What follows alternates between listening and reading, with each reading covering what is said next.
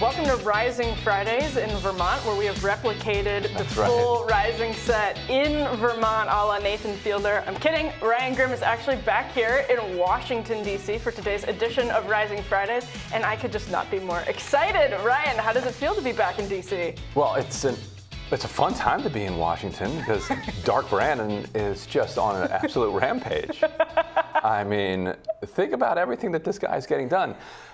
What's so funny, actually, is Obama comes in, obviously brilliant with a movement behind him, like a global movement behind him, like the hopes of the world on his shoulders. He's come immediately, just falls to pieces, and decides that they're actually not going to do anything because they're going to spend the first year working with Republicans.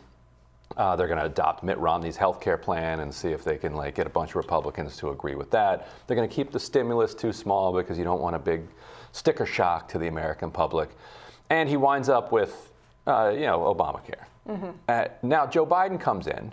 But you're 175 years old. Well, the hopes of the world not on his shoulders.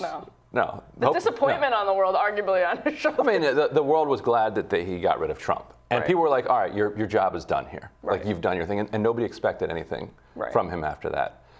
And it's just been bizarre to watch him just rack up accomplishment after accomplishment, including making Obamacare much less bad. Well, I was going to ask you about that because Ryan has an actual list that he wants to read off and get reaction from. But just because we started on the Obama points, and I think it's a fair sort of comparison, but there's Obamacare, there's Dodd-Frank. Part of your list, and spoiler alert, is getting closer on the Iran deal. It's an Obama-era policy. True. So he got a few things done. Yes. Not from my perspective, but in terms of legislative accomplishments or progress, DACA, you could argue, which was not legislative, but you could argue that that was a big Obama priority that he accomplished. Right, and you can see some of this in a continuum in an interesting way. So, he tries comprehensive immigration reform. They get really close in 2013 or so. You had a lot of Republicans who were playing ball at that time, and then they decide that they're not going to play ball anymore, and so that completely falls apart. And then you do that by executive action.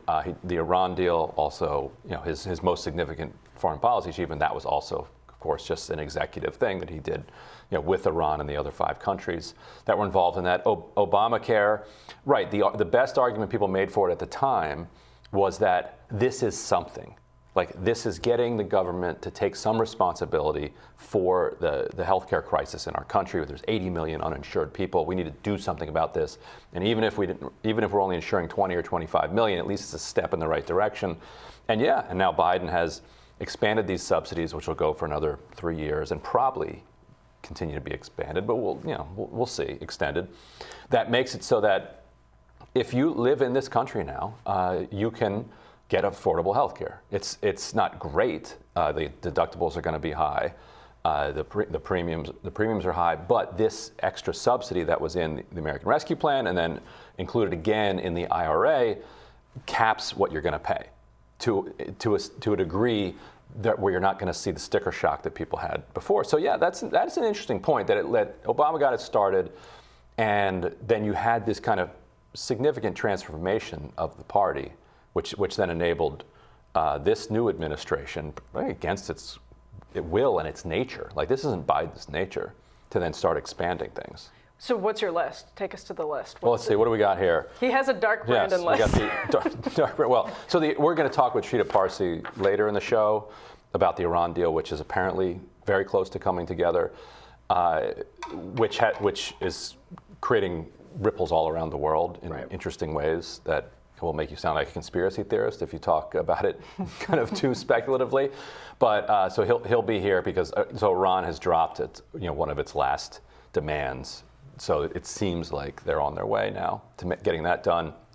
Obviously, we say he expanded Obamacare last week, signs the Inflation Reduction Act, student debt, 10,000 canceled, 20,000 if you're on Pell Grants, and then also reformed the repayment structure for basically everybody else, so that you're not going to pay more than 5% of your discretionary income. So it's doing what American reform does, is it takes a barbaric system, and instead of replacing it with something kind of compassionate and sensible, it replaces it with something that's slightly less barbaric. So the system's still terrible, but it's less barbaric for people. If you're capped at 5% of your discretionary income, like that's bearable. So you can survive on that. And then he did a couple interesting things in the Inflation Reduction Act. One, Supreme Court, if you remember, a couple months ago said, Clean Air Act does not cover the Clean Power Plan, does not cover carbon. So they hadn't even put their new rule in place yet, but the Supreme Court preemptively said you can't do this. Mm-hmm. So they made a statutory argument that the statute says that you can't do this. Right. So they wrote a new law, the IRA, and wrote in the statute, hey, guess what, you can. Wait, so you're saying the originalist Supreme Court successfully forced Congress to do its job? Yes, they did. Oh, there you go. Now, we'll see how originalist and textualist they actually are, because now the text is right in front of their face. Right. And it's going to be, now they're going to have to look for some other reason to strike it down, because it's going to say, hey, your decision's wrong, like the Clean Power Plan is constitutional. I mean, it is statutorily permitted by the Clean Air Act. Yeah. And if it's unclear, we just made it clear. Now, the Voting Rights Act was clarified in, 2007? It was re-upped in 2007, and then Roberts struck it down in 2013, claiming that it was a law from the 1960s, which was an obvious lie. It had passed Congress in a reauthorization just a few years earlier. So it's not beyond these textualists to just lie, but it's been done directly in response to their ruling. And the other thing they did, which was impressive, Schumer put into the IRA that if there is debt relief in the future, you will not get a tax bill for that.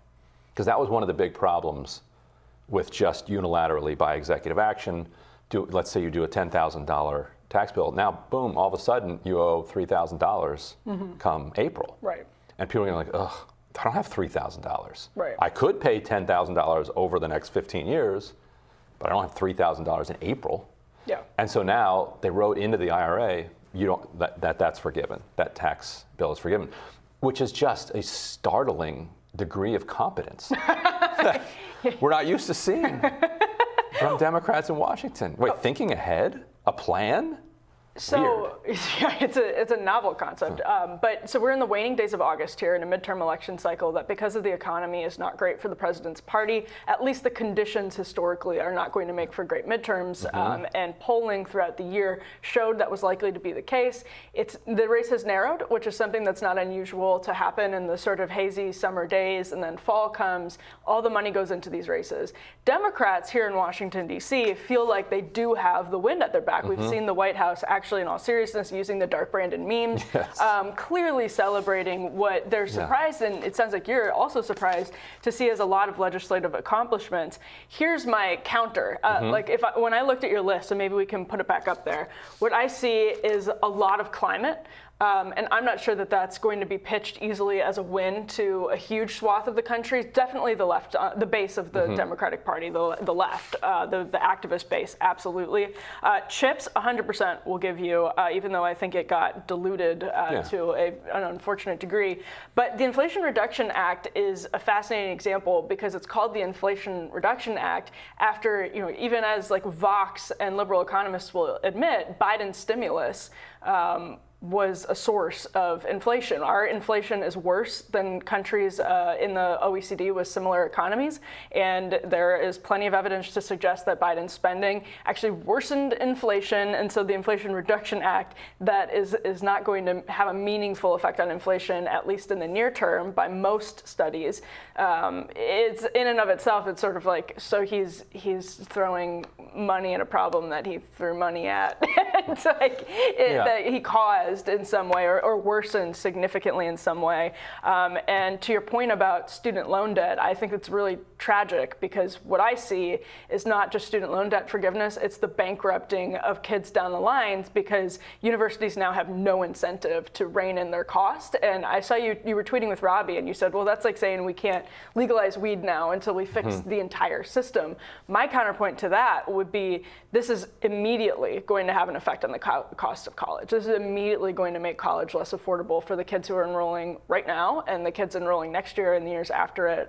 And so, I think there's a fairness question. I'll talk about that a little bit at my radar. Absolutely, I agree with most people on the right. When it comes to that, I think it's going to be helpful for Republicans. But to your point, if we're asking, if the question is, has Biden suddenly developed the sort of mojo to enact his agenda and get stuff done? The answer is clearly yes. He's feeling it. He's feeling something. I was saying last night on Twitter that he ought to just do marijuana next. do weed. If he takes weed out of Schedule 1 in like September or October, somebody called it Dank Brandon. I mean, they could actually hold the House because the momentum is good for them, but it's not quite enough to hold the House because of the structural obstacles that they're up against. But because they're going to, but there are going to be a lot of races decided by 1,000, 2,000, 3,000 votes. Definitely. You get 10,000 weed heads out there on election day who are just grateful for that in each district. We're also talking about executive action then, it sounds like. Yeah. In executive action on tuition, on potentially on weed. I think some of this probably speaks to a precedent that we really saw. I mean, we could talk about war powers certainly under Bush and before that, but when you're talking about like legislation becoming executive action and talking about the Obama era persisting into the Biden era, that momentum certainly started with Obama and DACA, as we were talking about before. Yeah. Do it, Dank Brandon. Dank Brandon. You can do it. You got to get a Dank Brandon shirt. Dank Brandon, that's right. All right, we'll have more Rising. We'll tell you what's on our radars actually up next.